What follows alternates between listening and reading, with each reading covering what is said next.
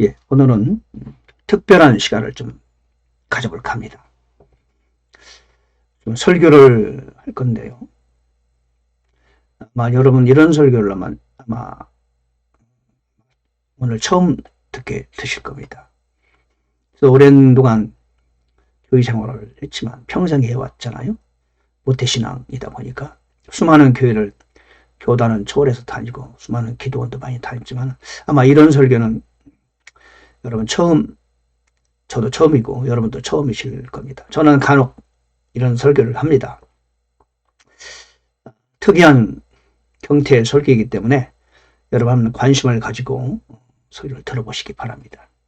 저희 설교를 하는 이유는 이 말씀 오늘 강의를 듣는 여러분들 모두 설교를 할 수 있는 사람 되시기를 원합니다. 설교는 어려운 것이 아닙니다. 누구나 가능합니다.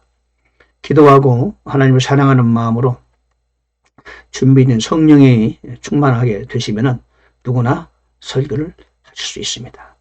오늘 제가 그 설교의 시범을 보여드릴게요. 한번 여러분 시도해 보시기 바랍니다.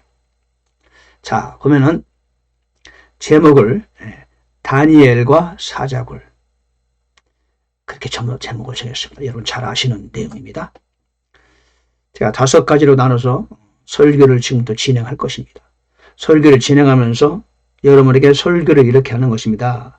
라는 어떤 설교에 대한 방향성, 구체적인 방법론을 좀 말씀드리고자 합니다. 제가 설교를 위한 전 단계, 성경 본문의 현장을 방문하자. 성경 본문 관련 정보를 찾으라.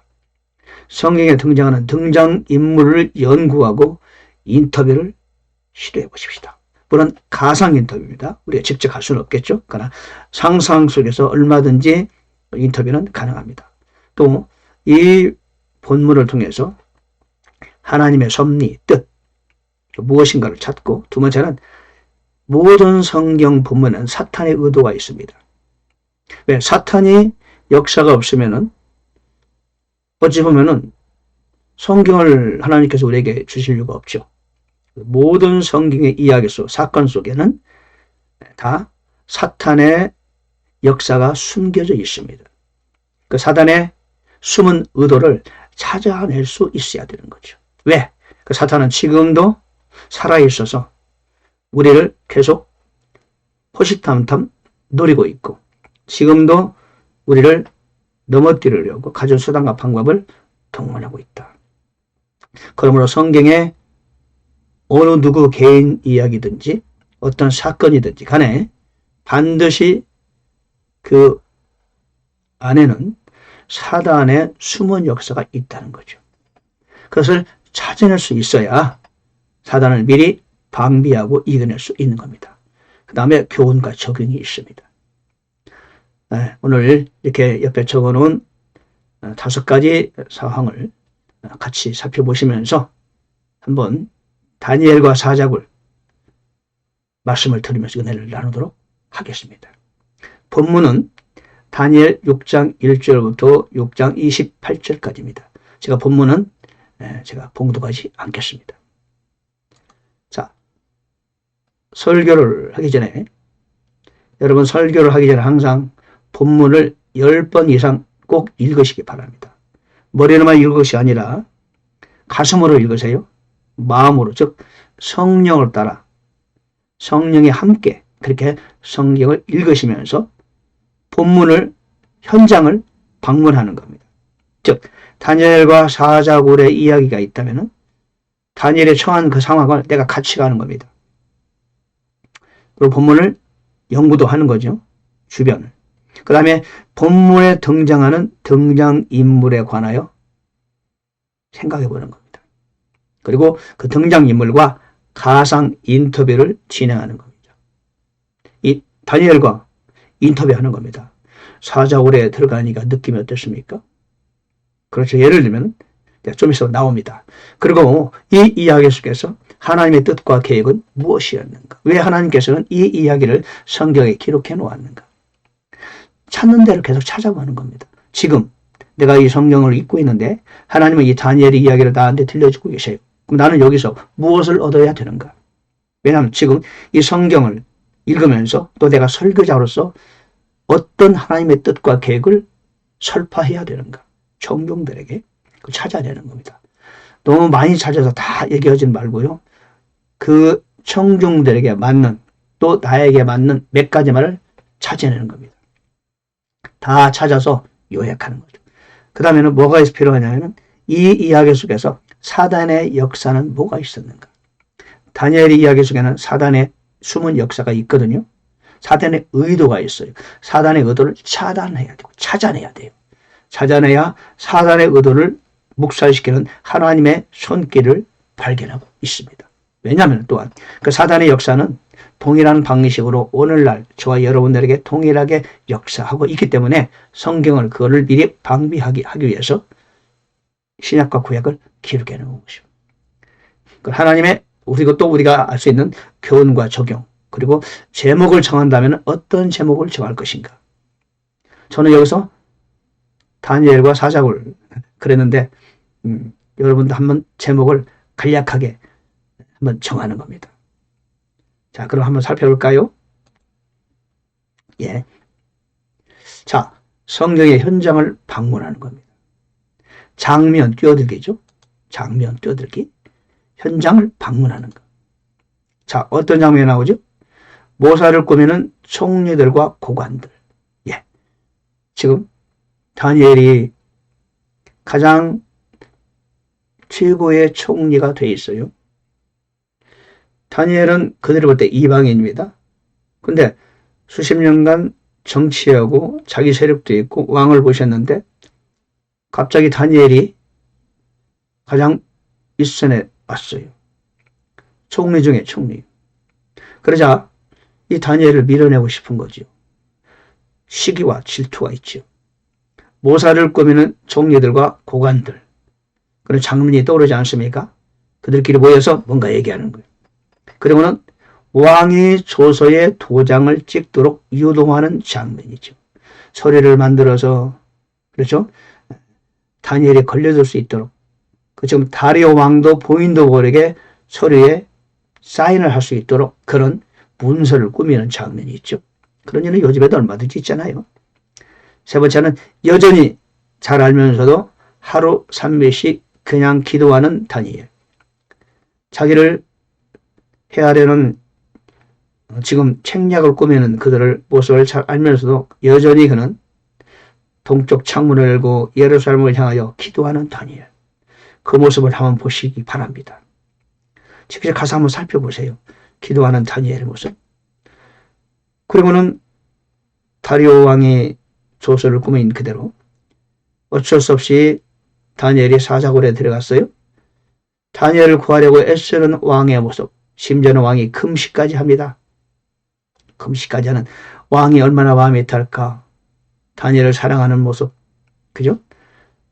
다음 장면은 사자굴로 들어가는 다니엘. 와, 그 참 얼마나 대담하고 의연한 모습으로 왕이여 걱정 마소서 하면서 애써 웃어가면서 들어가는 다니엘. 어떤 심령으로 들어갔을까요? 믿음으로 들어갔을까요? 아니 죽어도 괜찮아. 그런 마음으로 들어갔을까요? 사자굴에 떨어져서 사자와 함께 한 밤을 지새우고 있는 다니엘을 한번 생각해 보세요. 저와 여러분이 어땠을까요? 그 무서운 사자가 배고픈 사자가 다니엘이 달려들다가 갑자기 주춤하고 가까이 못 와요. 왜요? 다니엘 옆에는 하늘의 사자가 다니엘을 지키고 있거든요. 그렇죠? 장면을 뛰어들어 보는 겁니다.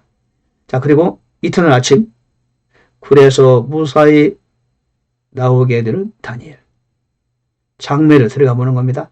여섯 번째, 다니엘 대신 사자굴에 떨어지는 대적자들, 울부짖는 그들, 한탄하는 그들, 후회하는 그들. 그러나 이미 때는 늦었어요.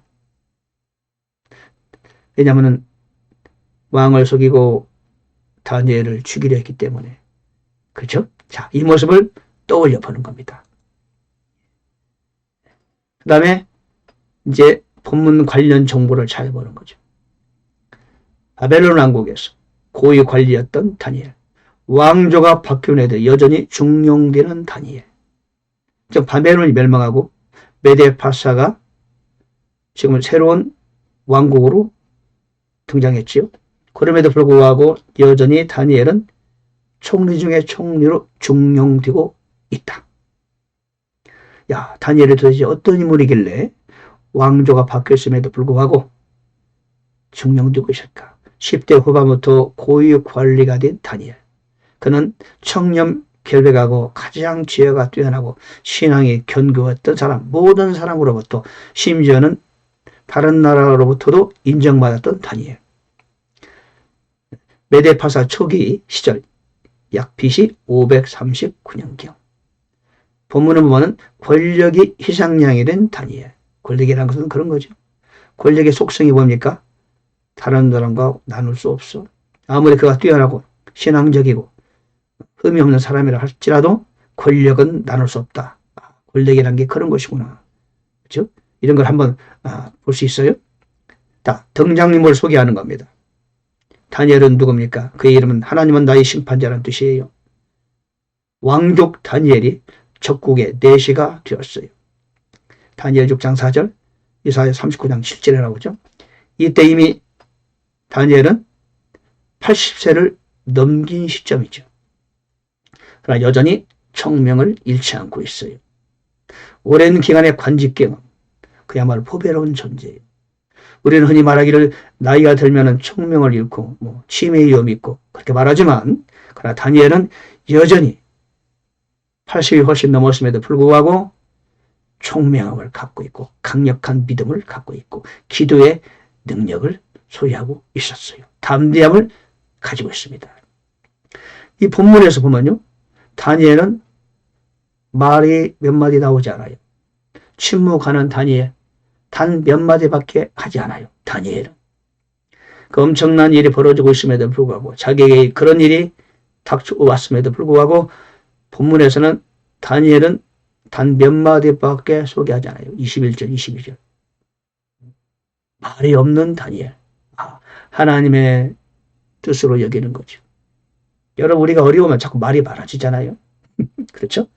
어려운 때일수록 우리는 주님만을 바라보는 거예요. 다니엘은 외국인이고 유대인이며 적대국의 고위 관리죠. 그렇게 지냈어요. 등장인물을 소개하는 겁니다. 다리오 왕은 누군가요? 두 번째, 다리오 왕이 이 지금 본문의 이야기의 두 번째 등장인물입니다. 여러분, 설교를 할 때 등장인물 형태의 설교를 해보시라는 겁니다. 저는 이 설교를 내러티브 설교라고 할 수 있고요. 또는 드라마식 설교라고 할 수 있습니다. 또는 주인공의 이야기라고 저는 호칭합니다. 주인공의 이야기. 왜냐하면 지금 이 이야기의 주인공은 당연히 다니엘이라고 생각하죠. 그러나 여러분, 다니엘만 주인공이 아닙니다. 우리가 때로는 다리오 왕의 입장이 될 수도 있다. 또한 우리가 다리오뿐만 아니라 그 고소자들, 다른 총리의 입장이 될 수도 있습니다. 성경이라는 것은 항상 성경에 등장하는 모든 사람들이 내가 될 수 있다는 거죠. 여러분, 성경은요, 사람들의 이야기입니다.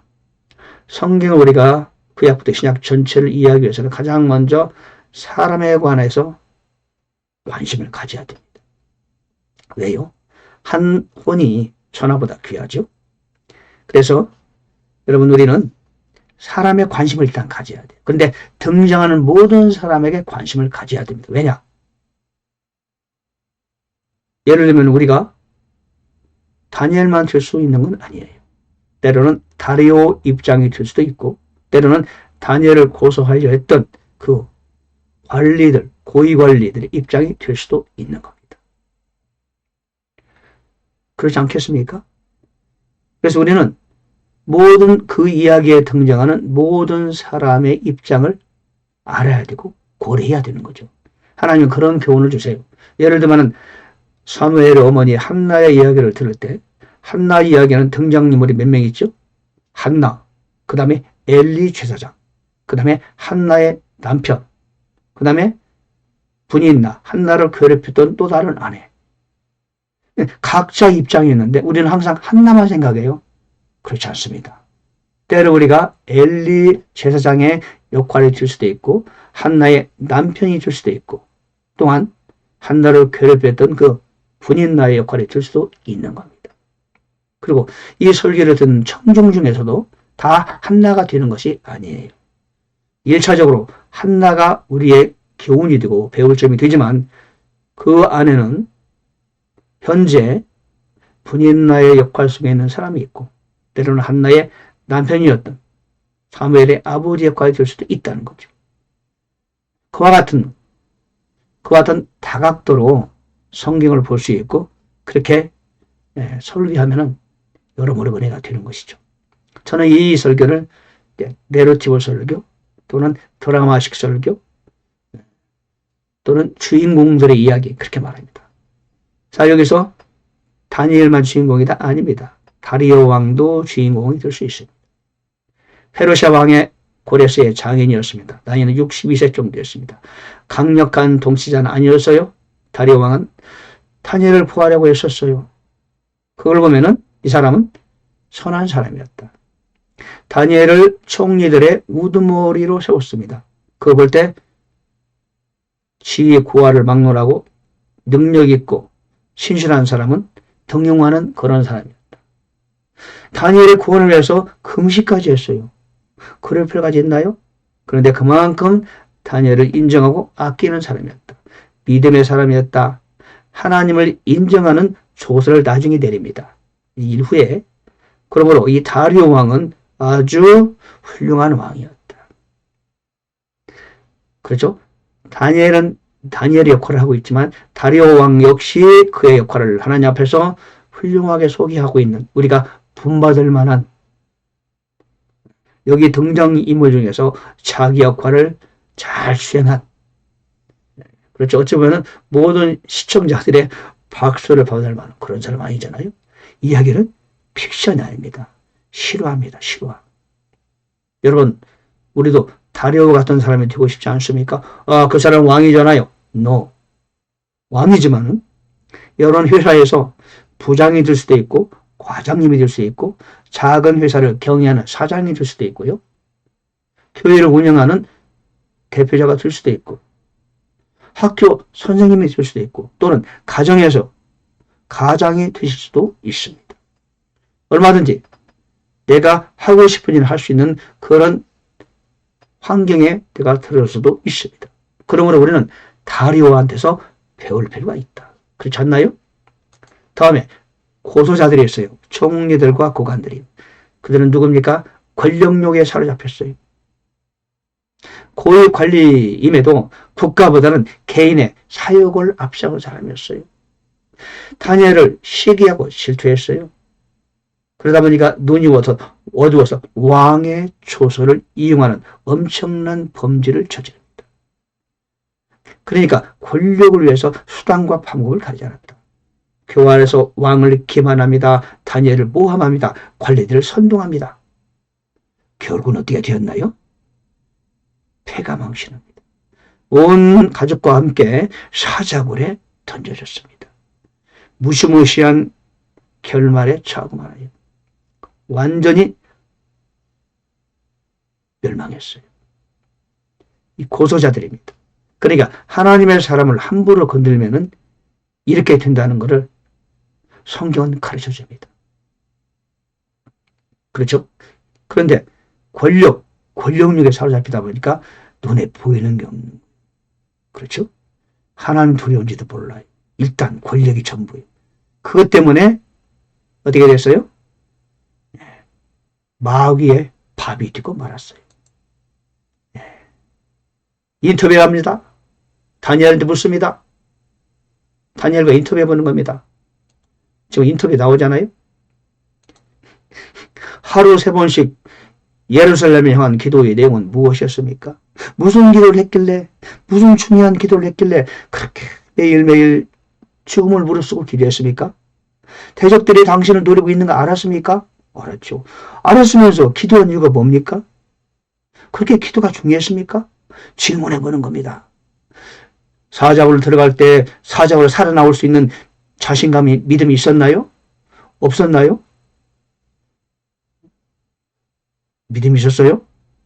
하나님께서 걱정 마라, 살 것이다, 그런 말씀 들었어요? 아니면 그저 믿음이 있었어요? 아니면 죽을 각오하고 들어갔나요? 차라리 기도가 다 내가 죽을 거야, 그런 각오가 있었나요? 물어보는 거예요. 그렇죠? 사자굴이 두렵지 않았나요? 밤새워서 사자굴에 있을 때 어땠나요?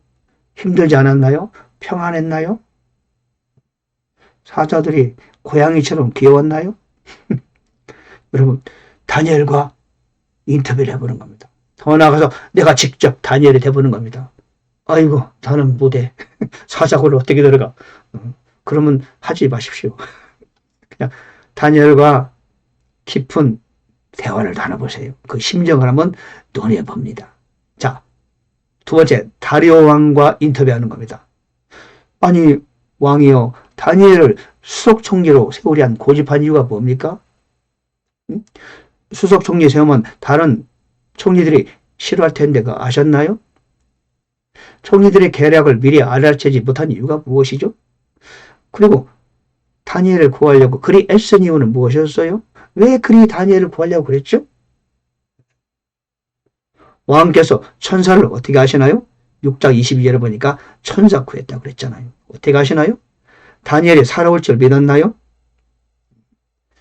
왕이여, 사자굴 사건을 경험하고 나서 진정 하나님을 만나셨습니까? 물어보는 겁니다. 그럼 다리오 왕이 뭐라고 답변했을까요? 대단히 긍정적인 대답을 내놨을 거예요. 왜? 그도 사람이에요. 다니엘 사건을 통하여 그는 그야말로 참 말년에 진정으로 하나님을 만났을 거예요. 하나님께 기도하는 사람이 됐을 겁니다. 놀랍지 않나요? 그렇게 사람을 만나서 접근해 보는 겁니다. 그렇죠? 네. 그리고 고소자들도 한번 인터뷰해 보는 거예요. 그 고소자들 인터뷰하기 어려운가요? 당신 무슨 이유로 그렇게 다니엘을 괴롭혔는가? 그죠? 한번 알아보는 거죠. 얻을 게 뭐라고 생각했는가? 결국은 멸망했는데, 멸망한 사람 이유는 찾을 수는 없지만, 자, 여기서 우리는 하나님의 뜻을 찾는 겁니다. 하나님의 계획은 무엇이었는가? 그리고 이 이야기를 역사에 기록한 이유는 무엇이었는가? 다니엘 그 사건을 하나님께서 허락하신데 그 배후에 하나님의 뜻이 뭐가 있는가? 자, 이방의 하나님 역사를 보이셨다. 왕의 2차 조사가 하나님의 영광을 드러냈잖아요. 사자굴 이후에 하나님은 그를 통해서 영광을 보이셨다. 기도에 응답하신 하나님을 증명하셨다. 세상에 권선징악의 교훈을 보이셨다. 모든 사람들은 여접봐서는 이방인들 아닙니까? 그들에게 하나님의 살아계심, 그리고 선함과 악이 결과의 뭔가를 보이신 거다. 의인을 보호하심에 대한 하나님의 손길을 세상 만국에 보이셨다. 세상의 모든 권력도 하나님의 손에 있음을 만천에 선포하신 것이 아니겠느냐. 교훈 아니겠습니까? 자, 여기서 사단의 역사를 찾아보자. 이 안에 있는 사단의 의도는 무엇이었나요? 공포와 두려움을 통해서 기도를 방해하려는 사단의 획책겠죠. 다니엘의 기도를 방해하려고. 그렇죠? 다니엘을 무너뜨리면은 당시 포로로 잡혀있는 이스라엘 반 백성들을 아주 그냥 뭡니까? 낙심하게 만들잖아요. 다니엘만 치면 돼. 공포와 두려움을 내서 기도를 방해했어요. 또는 믿는 자를, 가장 믿음이 좋은 자를 죽이기 원했어요. 사자굴에 가서 죽었으면 얼마나 많은 백성들이 그럼 그렇지. 이방인들도 내가 그럴 줄 알았어. 그럴 거 아니겠습니까? 믿는 자를 좌절케 함으로써 하나님의 계획을 막으려 했다. 사탄이. 그죠? 하나님의 계획을 막으려고. 사람들의 마음에 시기와 교활한 꾀를 주입해가지고 하나님의 사람을 공격했어요. 세상 만국과 정치를 혼란을 부추기려고 했어요. 사단의 의도였어요. 이 사단의 의도는 오늘날 이 시대 저와 여러분에게도 동일한 것이 있다는 거죠. 사탄은 항상 이런 식으로 하나님의 뜻을 자꾸 방해하는 거예요. 자, 이 본문을 통해 배운 건 뭘까요? 나를 노리는 대적자가 있다. 여러분, 우리가 다니엘은 아니지만 다니엘에는 다니엘에 맞는 대적자가 있고 저와 여러분에게도 분명히 대적자가 존재한다. 기도의 방해자가 있다. 다니엘은 전문 기도자지만 우리 같이 기도하는 사람도 방해자가 분명히 존재한다. 세 번째, 기도를 중지하는 것은 패배를 의미하는 것이다. 사자골 때문에 다니엘이 기도를 중지했다면 승리의 개화를 부르지 못했을 겁니다. 어떤 일에 있다 우리는 기도를 중지하지 마세요. 그러면 곧 패배하는 거다. 좋은 결과 이전에는 반드시 악한 상황이 온다. 다니엘이 사자굴에 나온 다음에 얼마나 하나님께 영광이 되고 더 하나님이 그를 높여주시겠어요? 그렇죠? 모든 이방 나라 또는 그 포로로 잡혀있는 유대 백성들이 얼마나 다니엘을 높였겠어요? 엄청난 결과 이전에 반드시 악한 상황이 먼저 있기 마련이다. 그렇죠? 다섯 번째, don't afraid, be strong. 두려워하지 말라. 강해져라. 여섯 번째, 나를 돕는 자가 반드시 예비되어 있다. 저와 여러분을 돕는 자는 반드시 있다. 기도하면 있다. 믿음의 왕이 되자. 종국적인 승리는 나의 것이다. 이 이야기의 성지란 누구예요? 다니엘이에요. 그는 그의 길을 갔어요. 마지막 승리는 다니엘의 것이었다. 자, 오늘 여러분 설교 다니엘과 사자굴 이 말씀을 통해서 우리 같이 은혜를 받았습니다. 여러분 그렇게 등장인물로 중심으로 한번 설교하고 은혜 받고 그래서 여러분 되시기를 바랍니다. 할렐루야. 기도하면 승리합니다. 다니엘은 곧 저와 여러분입니다. 무슨 일이 있더라도 악한 상황일수록 이겨나가면 반드시 마지막 승리는 저와 여러분의 것입니다. 할렐루야. 감사합니다.